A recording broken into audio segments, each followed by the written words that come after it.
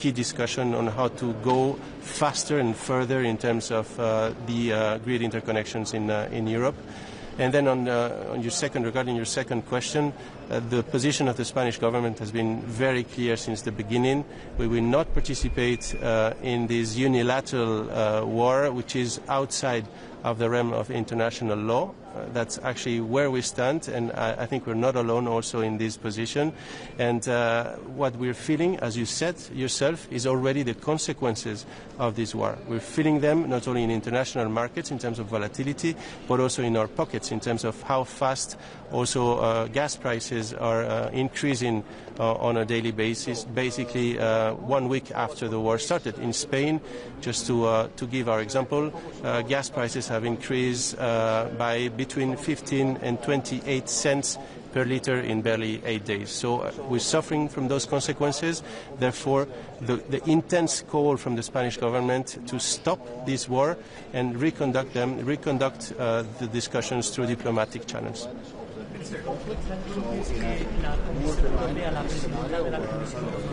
Con las declaraciones como hoy, que ha dicho que el orden mundial ha desaparecido, no le representa, pide a la presidenta de la Comisión Europea que se coordine con los Estados miembros. Bueno, yo creo que es importantísimo que demos un paso atrás y volvamos a lo que le he comentado, que es el origen de la posición del gobierno español, que además es plenamente compartida por la sociedad española, y es la no participación en una guerra que se ha iniciado de manera unilateral y además fuera del contexto del derecho internacional.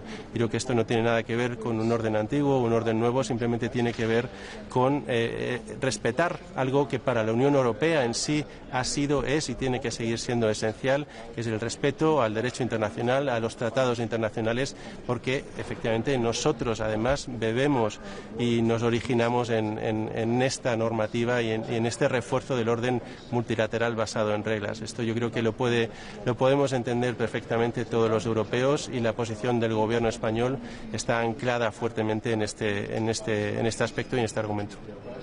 Una pregunta más. ¿Le preocupa que Estados Unidos quiera aflojar las sanciones al petróleo ruso? Bueno, yo aquí creo que no es momento de especular contra en materia de sanciones adicionales o de medidas adicionales. Tenemos ahora mismo una situación ya suficientemente volátil como consecuencia de la guerra como para intentar entre todos, en este caso, calmar las aguas y avanzar para que estas consecuencias puedan ser las mínimas posibles para nuestras economías, a corto plazo en precio, pero si la duración de este conflicto se mantiene, pues por supuesto que también podríamos estar viendo impacto en actividad y por lo tanto en crecimiento para la economía europea, que es una de las más afectadas al fin y al cabo. Sorry. Specifically, what interventions are being discussed for addressing rising energy prices?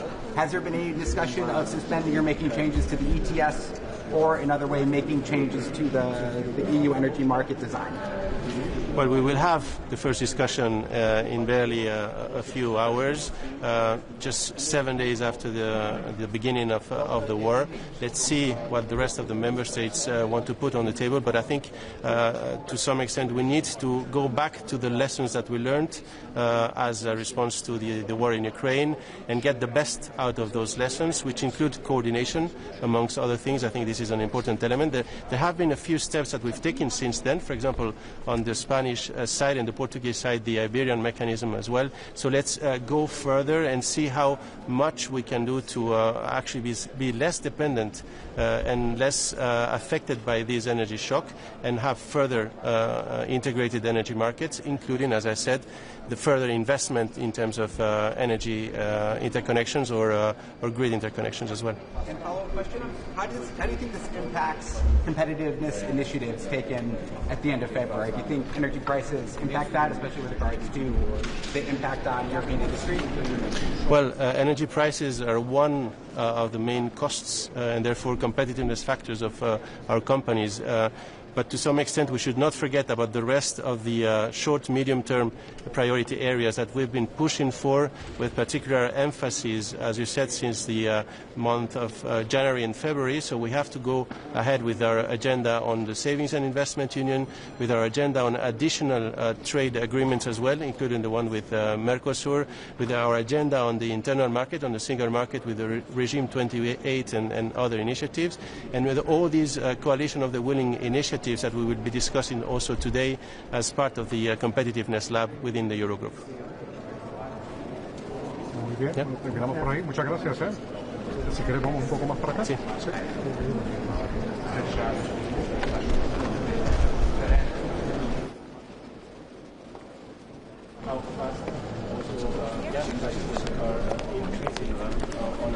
So, good afternoon. Looking forward for today's Eurogroup meeting. The focus of our discussions is going to be the economic impact of the conflict in Middle East.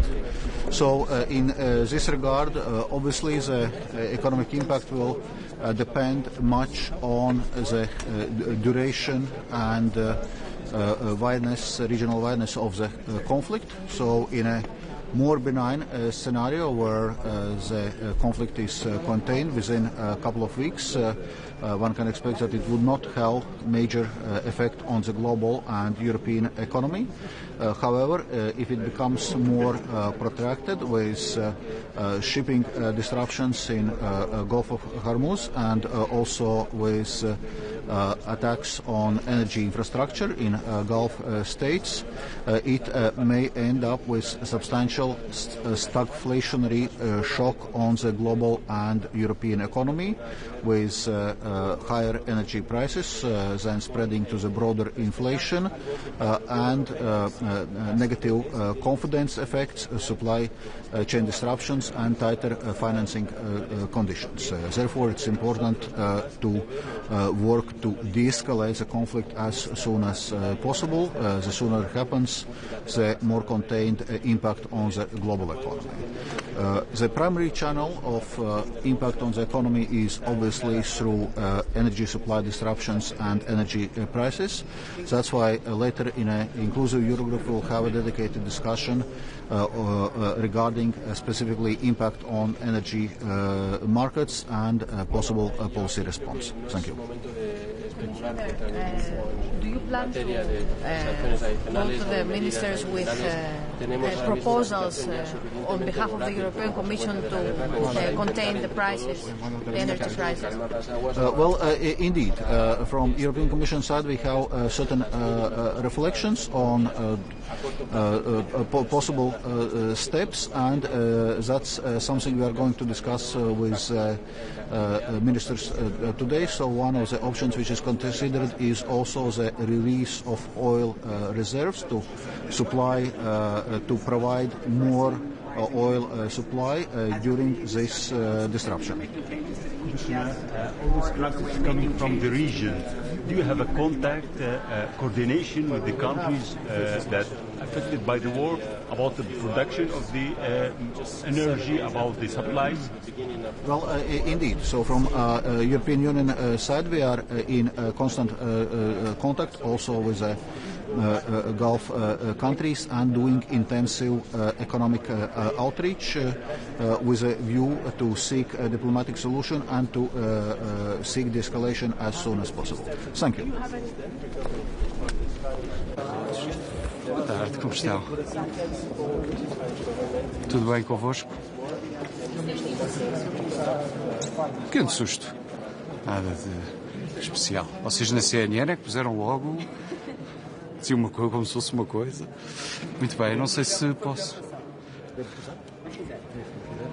Bom, permitam-me que antes de uma declaração sobre a situação internacional e as suas repercussões económicas e financeiras, duas notas breves. A primeira, para manifestar o meu pesar pelo falecimento do Nuno Moraes Sarmento, quem eu era amigo, infelizmente não poderei estar nas suas exéquias fúnebres, mas partiu um bom cidadão, um bom político e um bom amigo. Eu costumava lhe dizer que ele era o Sarmento bom e, de facto, vai-nos fazer muita falta. A segunda nota para saudar a tomada de posse do Sr. Presidente da República e desejar, naturalmente, as maiores felicidades e sucessos ao Sr. Presidente da República e a total colaboração institucional, naturalmente, por parte quer do Governo, quer, no meu caso concreto, do Ministério das Finanças. Relativamente a esta reunião do Eurogrupo e amanhã do Ecofin, será naturalmente muito marcada nos seus diferentes pontos de agenda pela situação que se vive no Médio Oriente e pelo conflito que neste momento decorre no Irão. E sobre isso, creio que é importante, em primeiro lugar, estabelecer que, naturalmente, as consequências económicas e financeiras deste conflito dependerão, sobretudo, da duração e da extensão do conflito. Quanto mais tempo ele durar e quanto mais se estender a outros países da região, maiores impactos terá no fornecimento de petróleo e gás natural, de onde uma parte substancial do consumo mundial vem exatamente destes países, não só do Irão, como dos países à volta, Arábia Saudita, Iraque, entre outros. Mas se de facto o conflito se perdurar no tempo e na extensão abrangendo a região, ou pelo menos uma parte significativa da região, há naturalmente motivos de preocupação. Por um lado, é importante que se olhe para aquilo que é o desafio da Europa, em reduzir o seu abastecimento, reduzir a sua dependência de petróleo e gás natural. A Europa tem que continuar a acelerar esse processo, mas também a Europa tem que acelerar aquilo que são as reformas estruturais, as reformas que a Comissão propôs há um ano no Competitiveness Compass, para aumentar a competitividade da União Europeia, e essas reformas têm que ser aceleradas, e essa é naturalmente uma posição que o Governo português tem tido e que vai continuar a ter e que hoje voltará a frisar. Eu creio que é, em todo o caso, ainda cedo e até talvez um bocadinho precipitado falar já daquilo que podem ser os impactos desta crise na inflação e, consequentemente, nas taxas de juros. Eu creio que há também uma diferença importante desta crise face àquilo que foi a crise de 2022, a quando da invasão da Ucrânia. Nesse momento, em 2022, houve simultaneamente um choque do lado da oferta, com a invasão da Ucrânia, e o impacto que isso teve nos produtos energéticos e também em bens alimentares, e um choque do lado da procura, porque estávamos a terminar a pandemia e voltou um nível de consumo privado aos níveis pré-pandemia ou até superiores à pré-pandemia, com a economia ainda não na sua capacidade instalada em termos de produção. Portanto, foi um choque, enquanto que em 2022 foi um choque simultâneo de procura e de oferta, e recordar-se-ão que eu na altura tive uma posição de defender que o Banco Central Europeu tinha que agir e tinha que naturalmente subir as taxas de juros para poder controlar a inflação.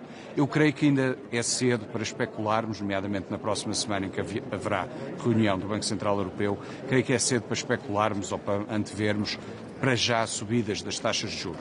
Nós estamos perante apenas aqui, obviamente com um grande impacto, mas estamos perante um choque de oferta e a política monetária é muito mais eficaz perante choques de procura do que perante choques de oferta. Em todo o caso, o país tem que atender que, se este conflito durar muito tempo, envolver aquela região e os principais produtores de petróleo e gás natural naquela região, haverá naturalmente consequências económicas ao nível do crescimento e consequências ao nível financeiro e orçamental, sendo que no caso de Portugal, agravado por aquilo que foi o comboio de tempestades que vivemos entre o final de janeiro e meados de fevereiro, que afetaram uma zona muito industrial, Leiria, Coimbra, com um forte impacto económico e, por outro lado, com custos orçamentais significativos, quer do ponto de vista daquilo que é a perda da receita fiscal e contributiva, quer do ponto de vista daquilo que é a reconstrução daquelas zonas afetadas. E, portanto, nós olhamos com preocupação, naturalmente, para o desenvolver deste conflito e teremos que estar preparados para que, caso o conflito se prolongue no tempo e abranja parte significativa daquela região, para impactos em termos do crescimento da economia e impactos do ponto de vista das contas públicas. Neste contexto, Sr. Ministro, nós mantemos o compromisso de ter as contas públicas equilibradas. Nós não podemos excluir situações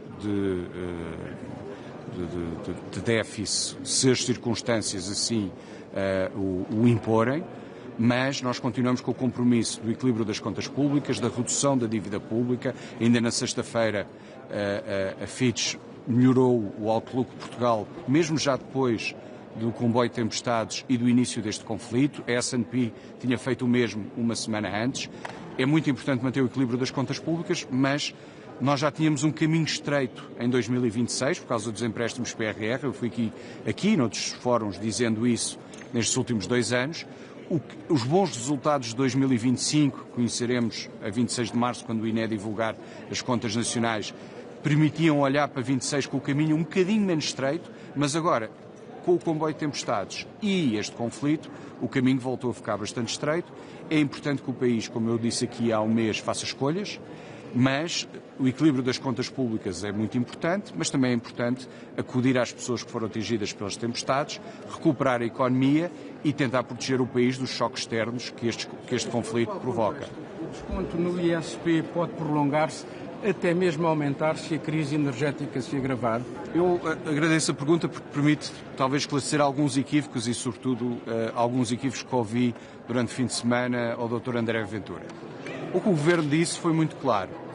A partir do momento em que, face ao preço que esteve em vigor na semana passada, portanto, o preço que estava em vigor no dia 6 de março, sexta-feira passada, quando o preço, face a esse referencial da semana passada, subisse mais de 10 cêntimos, o Governo devolveria, como já está a devolver hoje, o adicional de receita de IVA. E daí um desconto que esta semana é 3,5 cêntimos no ISP, a que, somando o efeito da não cobrança de IVA sobre esse valor, dá cerca de 4,3 cêntimos de desconto no preço. Enquanto o preço do gasóleo ou o preço da gasolina, se vier a ultrapassar os 10 cêntimos, e volto a repetir, os 10 cêntimos é com referência ao preço da semana passada, com referência ao preço a 6 de março. Ou seja, os aumentos são cumulativos. Os aumentos são cumulativos. Portanto, se na próxima semana o gasóleo voltar a aumentar, esse diferencial volta a dar direito a um desconto cumulativo do ISP, mais o efeito IVA. E deixe-me só terminar, e eu já vou a esse ponto, porque esse ponto também é muito importante. Só terminar. Se, entretanto, a gasolina subiu cerca de 7 cêntimos, se a gasolina na próxima semana ultrapassar a subida de 10 cêntimos face à semana passada, portanto, subir mais 3, 4 cêntimos, já também se aplicará o desconto sobre a gasolina e sobre o valor total da subida. Portanto, nós tivemos uma subida de 19 cêntimos do preço do gasóleo, sem IVA. Sobre esses 19 cêntimos aplicámos um desconto total ISP-IVA de 4,3 cêntimos. Se na próxima semana o gasóleo subir mais, continuará este desconto mais a subida da próxima semana. E se a gasolina ultrapassar o referencial dos 10 cêntimos, será a totalidade do aumento da gasolina também a refletir-se no desconto. A União Europeia, nós várias vezes aqui discutimos isso, a União Europeia tem sido crítica, aliás, quando apresentámos o programa orçamental de médio prazo, foi a única crítica, porque ele passou, perdoe-me a expressão, até com distinção, mas a única crítica é que nós tínhamos que reverter o desconto do ISP. Por isso é que este desconto é extraordinário e temporário. Este desconto acoda a uma situação crítica, mas é uma situação que nós esperamos que se possa resolver a curto trecho, e quando voltarmos à normalidade dos preços da semana passada, nós reverteremos este desconto extraordinário e temporário e continuaremos a procurar reverter o outro desconto, cerca de 10 cêntimos, que ainda existe de 2022. Já consideraram que isso é sobre este apoio, ou não tem de fazer sendo uma questão temporária? Nós demos conhecimento à Comissão, não sei se houve uma notificação formal, mas demos conhecimento à Comissão, mas sendo temporário e extraordinário. E eu creio que todos os outros países acabarão por também ter que tomar algumas medidas se este conflito perdurar mais no tempo. E o petróleo hoje já passou a barreira dos $100, E, portanto, se esta tendência continuar, os preços vão subir e vão subir em todos os países da União Europeia e em todos os países do mundo e, portanto, os países vão ter que responder do ponto de vista desta subida de preços. E, portanto, não creio que a Comissão Europeia, neste momento, para este desconto extraordinário e temporário, tenha qualquer objeção. Em relação àquilo que vai ser proposto hoje pelo presidente francês na reunião do G7, que é a utilização das reservas estratégicas já. Qual é a posição de Portugal e isso poderia ou não ajudar nos preços dos combustíveis? Isso pode ter algum efeito nos preços, mas também as reservas são limitadas. Eu creio que Portugal tem uma reserva para cerca de 90 dias. Estou a falar de cor, a minha colega do Ambiente e Energia terá seguramente dados mais fiáveis. Pode dar aqui uma pequena margem no curto prazo, mas também não podemos deixar de ter aquilo que é o objetivo dessas reservas, que é exatamente numa situação de corte de abastecimento, os países terem capacidade para ir mantendo alguns serviços. E repare, nós não estamos a falar, ao contrário de 73, ou de 79 não tanto, mas ao contrário de 73, em que os países árabes disseram nós não vamos vender petróleo aos países ocidentais por causa do apoio que estes deram a Israel na guerra do Yom Kippur, nós aqui não temos um problema de abastecimento, temos um problema com o preço dos mercados internacionais, subiu muito, quer o do petróleo, quer o do gasóleo, porque o gasóleo também é transacionado nos mercados internacionais. Mas as reservas pode baixar um pouco, mas repare, se o conflito perdurar durante muito tempo, é um efeito temporário. E as reservas servem para situações de emergência em que haja cortes no abastecimento. Imagino que, de repente, não havia abastecimento de petróleo nem de gasóleo, como é que faríamos com as ambulâncias, com os carros dos bombeiros, com os carros dos polícias, etc. Portanto, a utilização de reservas é uma matéria, sobretudo da minha colega do Ambiente e Energia, pode ter aqui um pequeno efeito durante uma semana ou duas, mas tem muitas limitações. Não sei, é um tema que ainda não foi discutido no Governo, veremos também a posição do G20, mas é importante manter algumas reservas para situações que não é esta de corte de abastecimentos. Esta é apenas de subida de preços. A União Europeia tem mecanismos suficientes para evitar um novo choque económico? Eu creio que, mais uma vez, como eu disse no início, depende muito da duração e da extensão territorial desta crise. Creio que a União tem mecanismos de apoio aos países e à economia, mas o mais importante é continuar o trabalho de redução da dependência do petróleo e gás por parte da União e acelerar a agenda de competitividade. Há sensivelmente um ano, a Comissão apresentou uma agenda muito ambiciosa e nós precisamos de acelerar essa agenda para aumentar a competitividade da economia. Falou que se o conflito se prolongar pode haver um agravamento da situação, mas não deu um horizonte temporal. Inicialmente os Estados Unidos falavam em 4 dias, depois 4 semanas. O Irão diz que tem reservas de munições para 6 meses de guerra. Eu não conheço a situação no terreno do ponto de vista militar, nem tenho. Do ponto de vista da economia, veremos qual é a evolução. Eu creio que, sobretudo, se a tendência se consolidar de preços de petróleo mais elevados do que aquilo que foi a média dos últimos anos, nós vamos ter impactos no crescimento e, naturalmente, depois também impactos na inflação. Acho que é demasiado cedo para antecipar esses impactos do ponto de vista da inflação, mas temos de estar preparados para que a situação económica possa ter alguma deterioração. Se este conflito durar muito tempo, ou pelo menos durar alguns meses, pode ser suficiente para colocar em causa não a totalidade daquilo que era a nossa previsão de crescimento nossa e dos restantes países da União Europeia, mas para reduzir essas previsões face ao impacto. É o preço de apoiar os Estados Unidos, Sr. Ministro? Não, repare, a decisão do conflito foi uma decisão dos Estados Unidos e de Israel. Nós, no âmbito da aliança e no âmbito dos acordos que temos para a base das lajes, os Estados Unidos utilizaram a base das lajes no contexto da resposta àquilo que depois também foram os ataques do Irão, não só a bases americanas e Israel, mas a conjunto de 12 países, incluindo Chipre, que é membro da União Europeia e da zona euro, e, portanto, nós estivemos na posição onde o país sempre esteve e onde nunca poderá deixar de estar. Muito obrigado a todos. Boa tarde.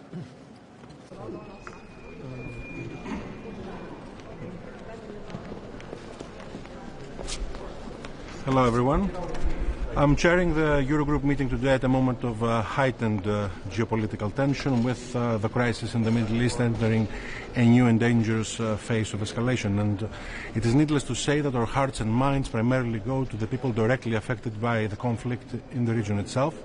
But we're also fully cognizant about the fact that the crisis itself has a very significant impact in the international political economy and obviously to Europe. We understand that the impact of energy overall in the economy is significant. We see the spikes in oil and natural gas prices being obvious in the international headlines. But I would say that at the same time, we're fully cognizant about the fact that the impact that we see in various variables is also significant. We see the impact from the Strait of Hormuz. We see the impact being quite significant overall. We had originally decided to discuss energy policy before the crisis manifested itself. And needless to say, energy policy should be a topic that the finance ministers themselves would be discussing.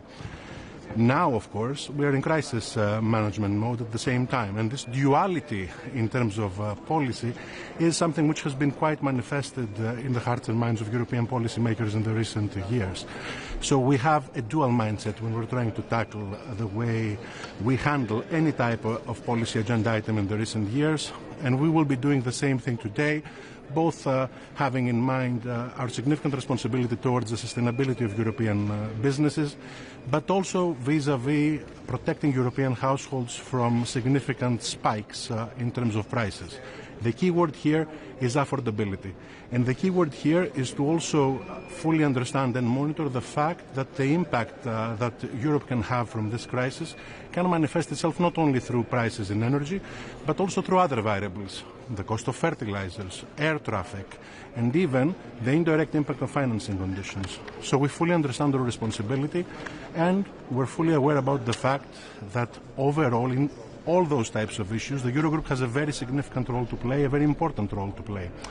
Generally speaking, ensuring Europe's competitiveness, focusing on resilience on the one hand and growth on the other hand, is the key message that we have in front of us. This is the message of the Letta report, the Draghi report, the Savings and Investment Union agenda, how to channel savings into investments, how to increase the competitiveness of European industries, how to capacity build the European industrial base, how to focus on technology.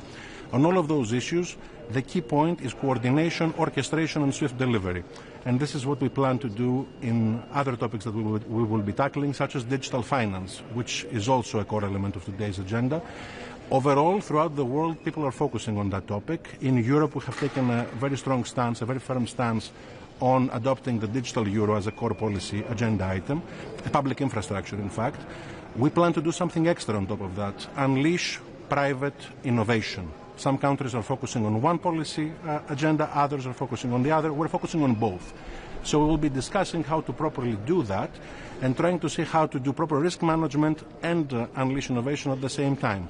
We know that we shouldn't miss out on this. When we introduced the euro in the past, it was one of the greatest financial and institutional innovations in history. In order to continue being at the front end of the frontier in terms of financial technologies, we need to continue innovating and adapting. And we know, for instance, that in the stablecoin discussion, Europe is not as far ahead as it should be. 95% of stablecoins in the world are dollar-backed. Only 1% are euro-backed. So we understand that we need to do more, and we need to do more quickly. And this is why this is going to be one of the agenda items which we will be introducing much more aggressively in the agenda of the Eurogroup. Broadly speaking, be the topic energy policy and crisis management, be the topic digital finance or any other element of the Savings and Investment Union agenda. I'll come back to a statement I made on the first day that I was appointed Eurogroup President by my colleagues. Strategy is delivery. We will be judged, we will be assessed by how quickly we will be able to deliver upon those policy agenda items. And I firmly believe that Europe has the capacity to deliver, and the time for decisions is now. Thank you very much.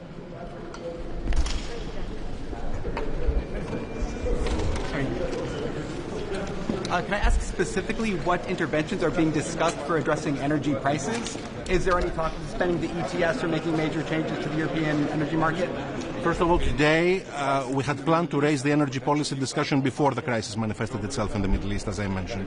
And there the core topics that we had in mind were the connectivity between the European member states and the fact that we don't have a single European energy market as we should have. This is why I mentioned before competitiveness vis-à-vis the European businesses as a core element in the discussion. At the same time, now we have a crisis manifesting itself in the Middle East. This means that we will be tackling both the short-run crisis management agenda and the long-run strategic reform agenda together at the same time in the context of the European fiscal rules, in the context of the European economic capabilities. We're open to discussing measures. It is a function of how the crisis will manifest itself in the coming weeks. We have a toolkit that we advanced in the past. The toolkit is the 2022 toolkit from Russia's invasion to Ukraine. We're not yet there. We're following the situation. We're focusing on the situation. And we're also cognizant of the fact that this toolkit needs to be adjusted and adapted. I remember this quote from the past: the dogmas of the quiet past are inadequate to the stormy present. We understand that we need to evolve our policy responses as well, and we plan to do so. One of the issues that was discussed in the G7 meeting was the release of the emergency stocks of oil in order to bring down the energy prices. Was there consensus among the G7 countries that this is a legitimate option and that the trigger of this option is warranted in the current circumstances? There will be a communique released by the G7. My good friend, the French Minister Roland Lescure, is there. France is chairing the G7 right now. What I can tell you is that there is a common spirit with regards to how we should be reacting. We fully understand that we need to guarantee supplies, and we fully understand that we need to act in a coordinated and concentrated action. And you will see that reflected in the communique. We will be discussing it right now, and I'll have the chance to answer more questions in the press conference afterwards. Thank you so much.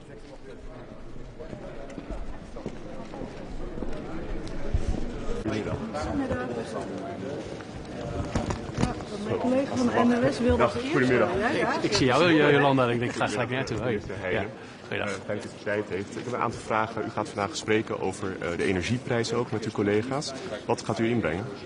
Nou, we zijn hier vandaag in Brussel om over heel veel onderwerpen te praten. Eén daarvan is inderdaad de macro-economie. En daar zullen de energieprijzen, de stijgende energieprijzen, uiteraard onderdeel van zijn. En de gevolgen voor onze economie.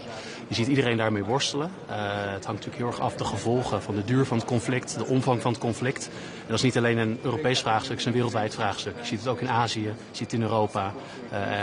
En dat gaan we bespreken met elkaar. Die prijzen, bijvoorbeeld bij de pomp, gaan nu al door het dak. Mensen maken zich daar grote zorgen over. Kijkt u naar concrete maatregelen om die prijs te drukken? Nou, ik begrijp die zorgen natuurlijk heel goed. Want iedereen voelt het rechtstreeks in hun portemonnee. Dat is ook de reden waarom we in het coalitieakkoord hebben gezegd dat we die korting op die benzineaccijns ook verlengen. Dat we zien dat die prijzen heel hoog zijn. Ik denk dat iedereen ook nog heel vers in het geheugen heeft de Russische inval in Oekraïne. Wat dat deed met de energierekening. Ik benadruk wel, in die heftigheid, daar zijn we nog niet. Maar we houden het wel goed in de gaten, deze situatie. Maar die prijzen zijn natuurlijk wel nu al echt heel hoog. En ook, je ziet energiecontracten, de prijzen omhoog gaan. Is er dan nog niks concreets waar u naar kijkt om toch eventueel maatregelen te kunnen nemen? Die oorlog die kan nog best een tijd duren. Nou, dat weten we niet. En dat is het hele punt. We zien nu een heftige marktreactie. Natuurlijk als gevolg van het conflict in het Midden-Oosten. Dat veel energie ook precies in dat gebied geproduceerd en geëxporteerd wordt. En daar heeft nu de hele wereld last van. Nogmaals, echt een wereldwijd probleem. Niet alleen Nederland, niet alleen in Europa. En dat is ook de reden waarom we het hier bespreken met elkaar. Maar op korte termijn moet nog niemand rekenen bijvoorbeeld op kortingen op de accijns, op lagere accijns op benzine. Nou, ik snap heel goed dat die prijzen dat het er echt op inhakt. Het is wel echt vers nu.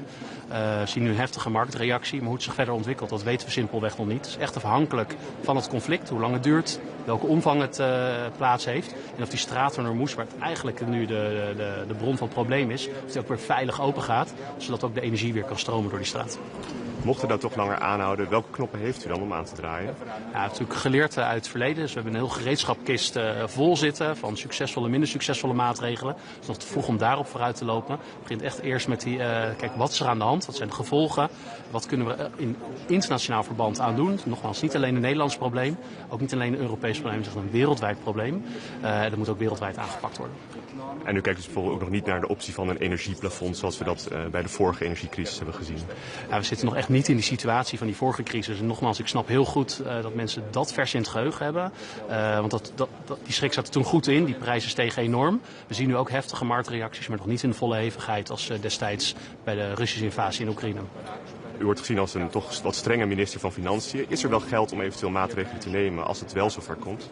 Kijk altijd naar de portemonnee van mensen thuis. Dat is natuurlijk de kern. Maar nogmaals, dat conflict is net uitgebroken. We zien nu heftige marktreacties. Maar het is nog te vroeg om daar uitspraken over te doen wat de structurele gevolgen hiervan zijn. Want het is pas een week nu gaande. Maar toch, die oorlog, als je nu kijkt hoe het ervoor staat, het zou inderdaad wel lang kunnen duren. Heeft u inderdaad wel die opties? Is er budget, is er geld om eventueel maatregelen te nemen om bijvoorbeeld accijns te verlagen? Ja, maar alles wat we zeggen over de duur van dat conflict is echt speculeren. Ik heb de Amerikanen en Israëliërs ook gezegd, het is een kortdurend militaire interventie wat wij hier doen. We zien allemaal het belang om die straat van Hormuz open en veilig te houden, zodat de energie weer kan stromen. Het is niet alleen het Europese belang, ook bijvoorbeeld in het Aziatisch belang. Dus het is echt te vroeg om daar nu uitspraken over te doen. Dus vooralsnog zal die hoge prijs aan de pomp blijven als het conflict voortduurt? Ik blijf bij wat ik hiervoor gezegd heb. Het is echt te vroeg om daar nu uitspraken over te doen. Dank u wel. Dank u wel. Eventueel de gevolgen voor de koopkracht, daar is het nu ook te vroeg voor.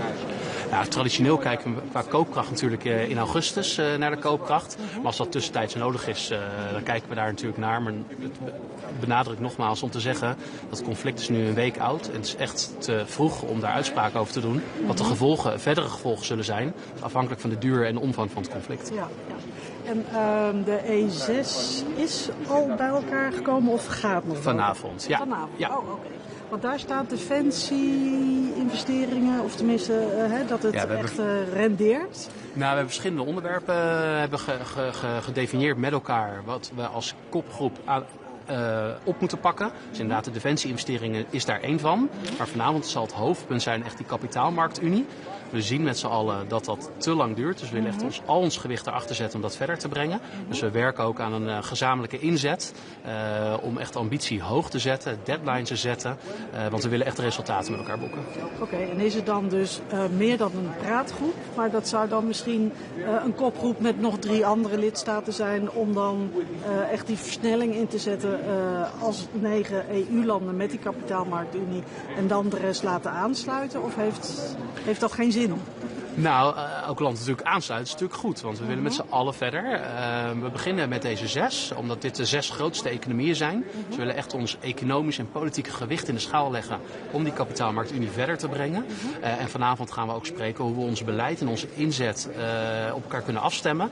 En gezamenlijk ook die lat hoog leggen en ook deadlines zetten. Om ook de Europese Raad, die volgende week is, input mee te geven om die kapitaalmarktunie echt te versnellen, de voortgang daarop. Dus dat zal de hoofdmoot van vanavond zijn als we bij elkaar komen. Okay, dus niet alleen maar de papieren werkelijkheid meer, maar echt concrete stappen. Dat is wat u wilt. Absoluut, ja. Absoluut. Het begint natuurlijk wel om die ambities op papier te zetten, dat we het ook eens worden. Maar als we deze landen zich daarachter scharen en de regeringsleiders. En nou, u zei het al, er sluiten nog een paar landen aan. Dan gaan we ook echt nu verdere stappen zetten. Ik kan niet genoeg benadrukken het belang daarvan. Want los van onze veiligheid staat onze welvaart echt onder druk. En de sleutel voor succes is die kapitaalmarktunie. En de euro, staat die nu onder druk gezien de hele situatie in het Midden-Oosten? Ja, dat kan je op heel verschillende manieren aanvliegen. Dat is niet het geval. Maar de kracht van een munt is uiteindelijk een uiting van de kracht van de economie. De Europese economie, dat is een van de grootste economieën van Europa, van de wereld. En tegelijkertijd staat het onder druk. We zien vergrijzing, we zien dat we veel investeringen moeten doen. Productiviteit loopt terug. Dus het is het belang van dat we blijven groeien met elkaar. En daar is die kapitaalmarktunie weer essentieel voor. Oké, maar de situatie nu in het Midden-Oosten, verslechtert de situatie van de euro niet? Dus loopt dat niet gevaar? Nou, alle economische gevolgen van het conflict, dat is echt te vroeg om daar uitspraken over te doen. Want wat ik net ook al zei, we weten niet hoe lang dit conflict duurt en wat de omvang van het conflict wordt. Dus alles wat ik daarover zeg is speculeren en dat is verstandig om dat niet te doen. Nog één laatste vraag over de kapitaalmarktunie in relatie tot defensie-investeringen. Zouden die dan ook extra vleugels kunnen krijgen. Ik kan even niet op. Nee, maar ik snap uw vraag. Kijk, alle Europese landen, ook voor onze veiligheid, zijn voor grote investeringen om in defensie te doen. Ik heb ook elke keer gezegd, ik ben een voorstander van gezamenlijke defensieinkoop om meer veiligheid voor diezelfde euro te krijgen. Als elk land individueel gaat inkopen, drijven prijzen op. Ik vind dat zonde van dat geld, maar ik vind het ook zonde van onze veiligheid. En ik wil zoveel mogelijk veiligheid voor dezelfde euro. Dus ik ben een groot voorstander van gezamenlijk defensieinkoop. Dat is ook een onderwerp waar ik me hier in Brussel hard voor maak. Oké, dankjewel. What options are on the table to cushion the high oil prices for today's discussions? Right now we're just discussing the macroeconomics of Europe and all the elements that are influenced on that. And of course the energy prices is an element of that. And we're discussing that in an analytical sense. But do you have any estimates as to what the impact on the Dutch economy could be? And do you think that it could be as bad as the oil shock and the energy crisis in 2022? We're definitely not there yet. So if we compare those two, they're uncomparable yet. But of course it has an influence, not only for the Dutch economy, but for the European economy and for the world economy as such. Because we see also the consequences in Asia. So this is not only a Dutch or a European issue, it's a worldwide issue. Do you think the idea of opening and issuing these oil reserves in order to cushion the shock, is it a good idea and an idea that as the Netherlands you're ready to explore? Well, this is being discussed in the G7 format later today, and I will leave it there, and I will see what the outcome is. But of course, every measure that that's going to be put in place is more than welcome. Are you concerned that the U.S. might push for loosening the sanctions on Russian oil? It's too early to speculate on that. And speaking of Russia and Ukraine, which will be a topic for tomorrow, if the Hungary does not relent its opposition to the 90 billion loan, in the short term, can countries such as the Netherlands front-load their bilateral aid to Ukraine in order to allow them to remain solvent for the foreseeable future? There are no alternatives yet for that loan package. Every alternative takes time which Ukraine does not have. So it's very important that we unleash this loan package. And for that, it's good that there's going to be a mission to Ukraine to look at that oil pipeline in order to solve this issue, and the loan package, as agreed already, can be opened up to Ukraine. Is joint debt one of the measures? No, I'm against joint debt. Yes, I'll leave it at that. Thank you. Thanks, everyone.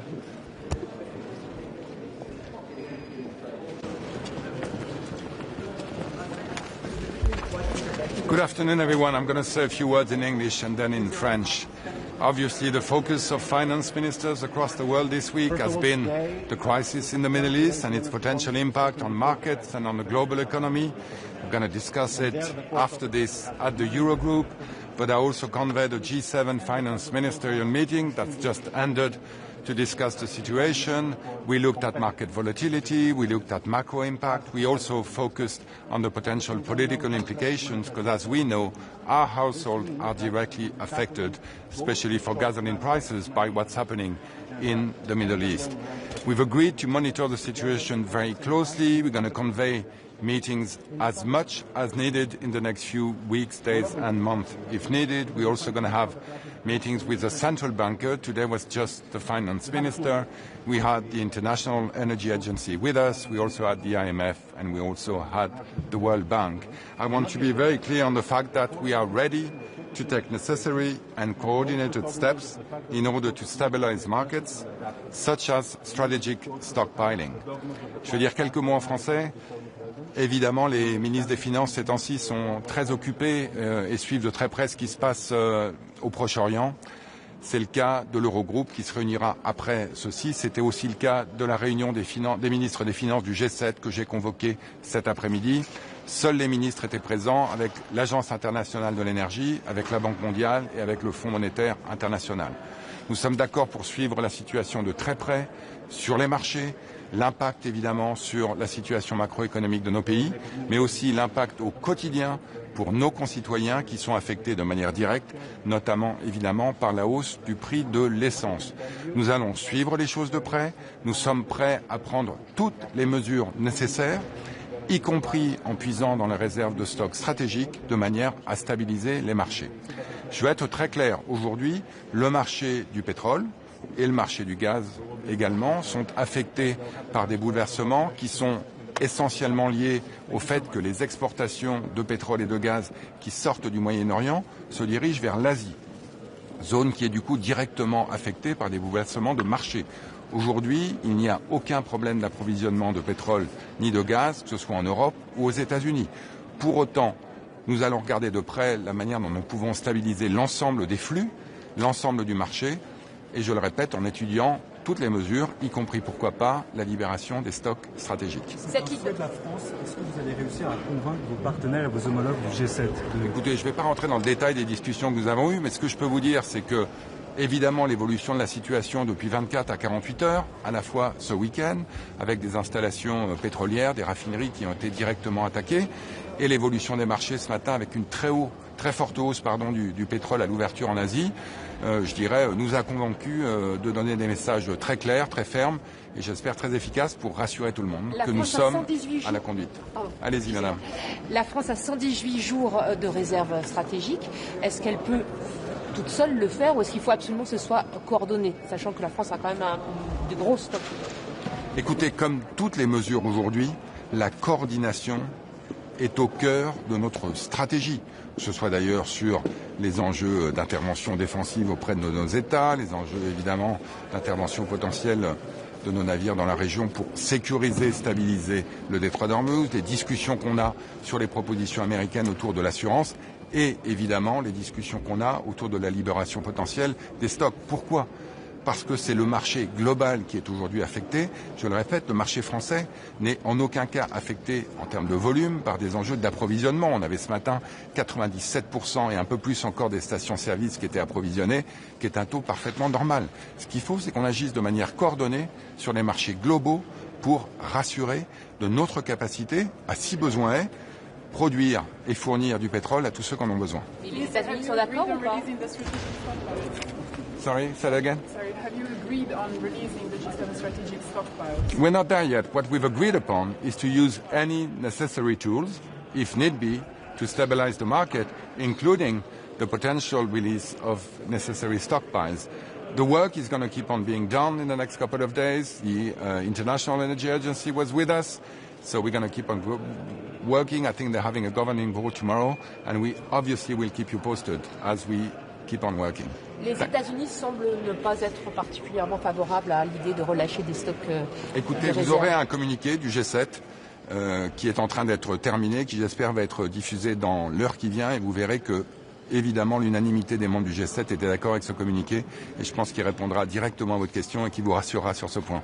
Minister, anything could be done with the countries in the region concerning protecting the supplies, concerning maybe the production itself? Well, as you know, the president, my president, has been very vocal in making sure that we do everything we can to defend and protect our allies in the region. So France is going to keep on working on that front. Thank you very much. Merci beaucoup. À bientôt.